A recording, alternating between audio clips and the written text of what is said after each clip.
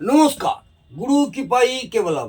আজকের আলোচ্য বিষয় শ্বেত বেড়ালা অথবা নীলা। আজকের আলোচ্য বিষয় হচ্ছে শ্বেত বেড়ালা মূল অথবা নীলা। শনি গ্রহের প্রতিকারের জন্য শ্বেত বেড়ালার মূল ধারণ করা যায়।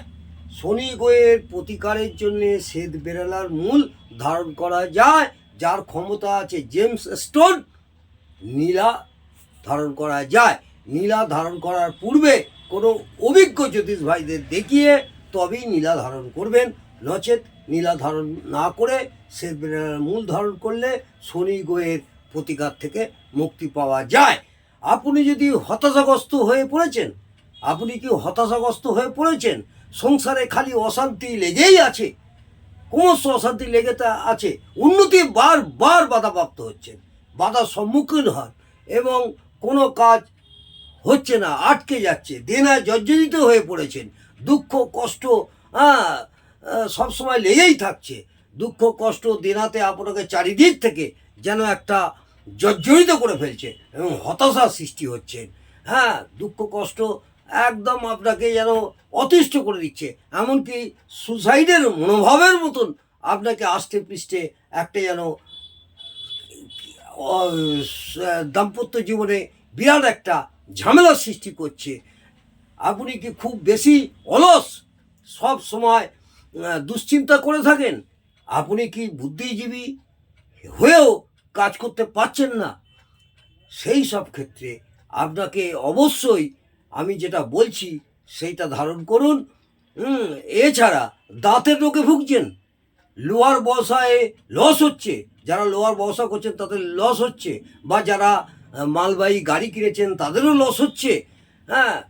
যে কোনো খনিজ দ্রব্যের ব্যবসাতে উন্নতি করতে চান, পায়ের রোগে ভুগছেন, হাড়ের সমস্যা হচ্ছে, হাড়ের রোগে ভুগছেন, স্নায়ু রোগ থাকলে বা শরীর কম্পন হলে, প্যারালিসিস, পাকস্থলিতে ব্যথা হলে, হাড়ে ক্যালসিয়ামের অভাব থাকলে, হাড়ে যদি ক্যালসিয়ামের অভাব থাকে তাহলে আপনার জন্মকুণ্ডলিতে শনি বলীন অবস্থায় আছে কিনা সেটা কোনো জ্যোতিষ ভাই দিদি দেখে নিন।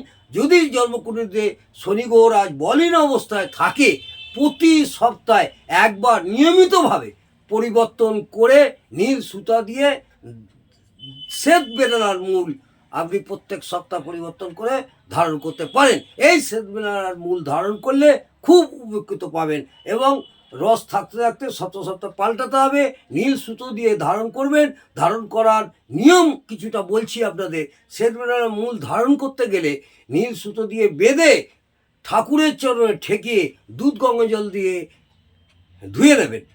দুধ গঙ্গা জল দিয়ে ধুয়ে ঠাকুরের চরণে ঠেকিয়ে শোধনের জন্য মনস্কামনা জানিয়ে ধারণ করবেন। অবশ্যই আপনার এই শ্বেত বেড়ালা মূলের কাজ করবে। যেগুলো বললাম আপনাদের যদি এইগুলো হয়ে থাকে তাহলে আপনারা এটা করতে পারেন, জ্যোতিষ ভাইদের দেখাবার প্রয়োজন নেই।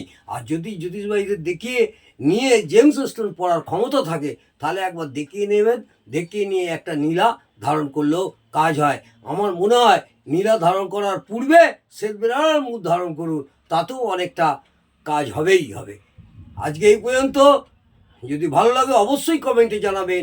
নমস্কার, জয় মা তারা, ভালো থাকুন, সুস্থ থাকুন, আনন্দে থাকুন। জয় জয় তারা।